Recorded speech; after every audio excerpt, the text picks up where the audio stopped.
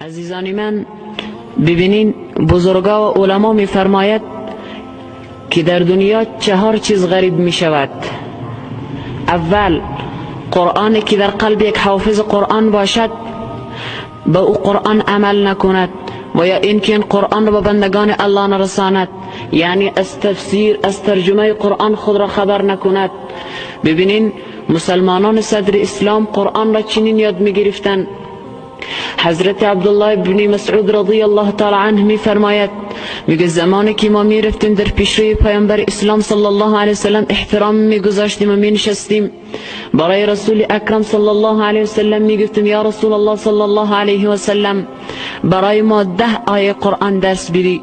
زمانی که پیامبر اسلام صلی الله علیه وسلم برایشان 10 آیه قرآن درس میداد، اول می آمدن متن قرآن را با تمام شرایطش یاد می گرفتن و بعدا تجوید قرآن را یاد می گرفتن، ترجمه و تفسیر آیات مبارکه را یاد می گرفتن، شأن نزول و همچنان هدف نزول آیات مبارکه را یاد می گرفتن، و همچنان در مرحله اخیر حلال و حرام آیات مبارکه را یاد می گرفتن که این آیه حلال را بیان میکند یا حرام را.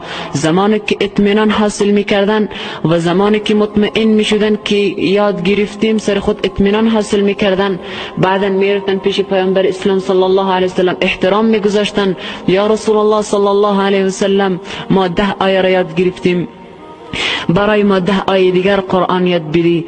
پیامبر اسلام برایشان قرآن یاد میدادن. دومین چیزی که در دنیا غریب می شود مسجد هست. مسجدی که در یک جامعه باشد و مسجدی که در یک شهر و یا در یک قریه باشد که هیچ کس در آنجا نماز نخواند. مسجد هست، مکان مقدس، خانه پروردگار عالم هست، ولی غریب هست. چرا؟ به خاطر که در آنجا کسی نماز نمیخواند. ببینین سومین چیزی که در دنیا غریب می شود او یک عالم بزرگوار هست. یک عالمی که در یک جامعه باشد و یا در یک کشور باشد و یا در یک شهر باشد یا در یک قریه باشد، یک عالم بندگان الله قدرش نداند. عالم هست ولی غریب هست به خاطر که بندگان الله قدرش نمیداند. ببینین پیامبر اسلام صلی الله علیه و سلم میفرماید العلماء ورثة الانبیاء. یگانه فرق اساسی بین عالم ربانی و نبی این است که بالای نبی وحی نازل می شد، اما امروز بالای عالم وحی نازل نمی شود. همان طوری که نبی بندگان الله را به سوی اسلام دعوت می کرد، همان طوری که نبی بندگان الله را از عذاب الله می ترساند، همان طور یک عالم هم از الله بندگان الله را می ترساند و به سوی سعادت و نیکبختی ساق می دهد. چهارمین چیز قرآن هست.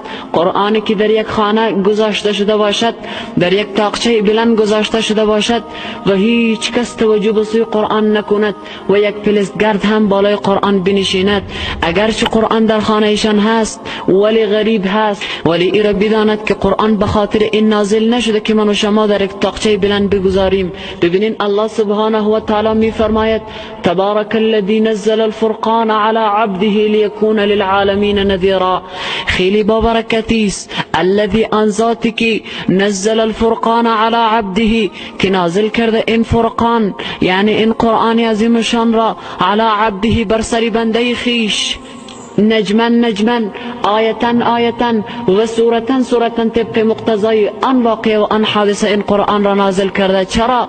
لیکون للعالمین نذیرا، تا که شود این قرآن عظیمشان برای تمام عالمیان نذیرا نذیر شود. قرآن به خاطر این نیامده که ما قرآن را در یک تاقچه بلند بگذاریم و هیچ توجه به سوی قرآن را. از همین خاطر قرآن میگوید که این قرآن باید همیشه قرائت شود، این قرآن را بندگان الله همیشه بخواند و این قرآن را همیشه برای بندگان الله این قرآن را برساند.